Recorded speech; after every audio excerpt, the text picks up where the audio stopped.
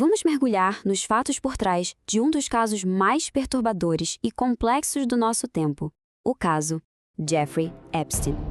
Olha, a gente não vai se perder aqui em teorias, tá?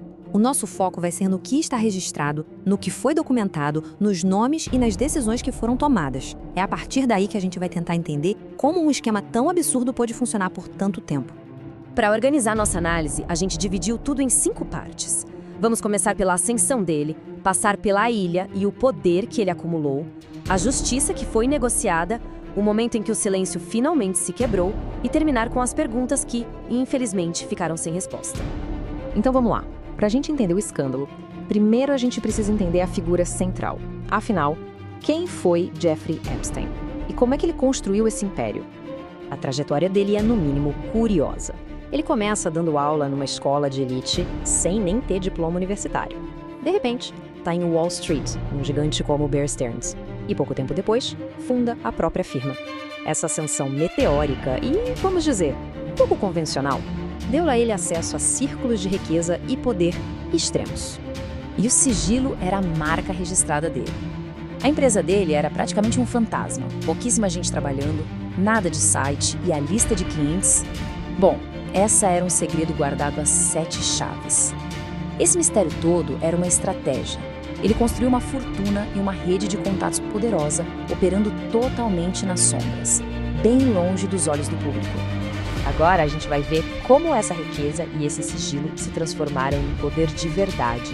E isso aconteceu com a criação de um reino particular, a famosa ilha, e a rede de contatos que o protegia. Essa ilha, Little St. James, não era só uma casa de férias. Era, na verdade, uma ferramenta. Um território onde ele tinha controle absoluto sobre tudo e todos, completamente isolado de qualquer tipo de supervisão. E ao mesmo tempo ele se cercava de gente muito poderosa. Nomes como Donald Trump e o Príncipe Andrew faziam parte do círculo dele. Essas conexões de alto nível criaram uma espécie de escudo de legitimidade. Qualquer acusação que surgisse contra ele parecia improvável, sabe? E aqui a gente vê o contraste absurdo entre a imagem pública que ele construiu e a realidade do que acontecia por trás das portas. Por fora, ele era o filantropo, amigo da ciência. Por dentro, operava um sistema de abuso cruel, usando dinheiro e medo para manter todo mundo calado. Bom, mas em 2005, esse sistema todo foi testado pela primeira vez.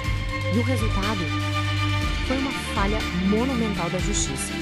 Foi a primeira vez que o nome de Epstein apareceu ligado a crimes graves de forma oficial. A investigação na Flórida encontrou dezenas de vítimas, todas contando histórias muito parecidas. As evidências eram simplesmente esmagadoras. E mesmo enfrentando acusações federais seríssimas por tráfico sexual, esse foi o tempo que ele de fato cumpriu. 13 meses, numa prisão de condado, não federal. O ponto mais revoltante desse acordo de 2008 não é nem só a pena leve. É que ele basicamente protegeu todo mundo. Epstein escapou das acusações federais, conseguiu imunidade para cúmplices que nem foram nomeados e ainda podia sair para trabalhar quase todos os dias. E o pior, tudo isso foi negociado pelas costas das vítimas.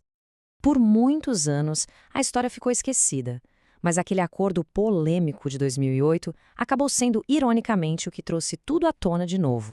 O jogo virou em 2018, quando o jornalismo investigativo do Miami Herald expôs todos os podres desse acordo.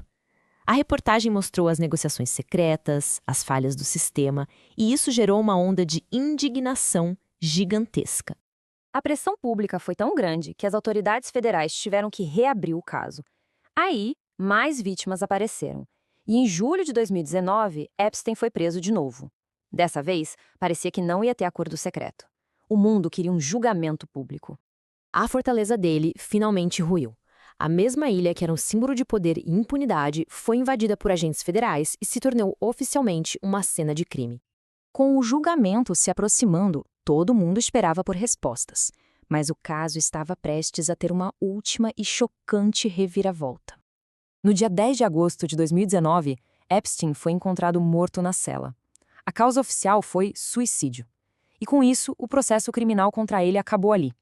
Ele nunca sentaria no banco dos réus, nunca enfrentaria um júri. E o que torna essa morte tão controversa é essa sequência de falhas de segurança inacreditáveis. Ele já tinha tentado suicídio antes e não estava sob vigilância especial. O colega de cela foi transferido, os guardas falsificaram os registros de monitoramento e as câmeras pifaram. Tudo isso numa das prisões mais seguras do país. Cada falha só aumenta o mistério. Apesar da morte dele, o caso não terminou por completo.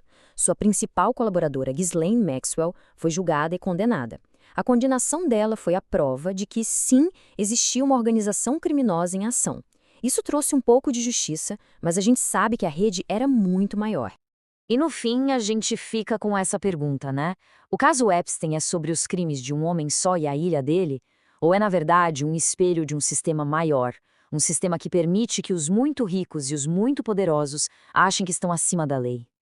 É uma questão que continua ecoando, sem uma resposta definitiva.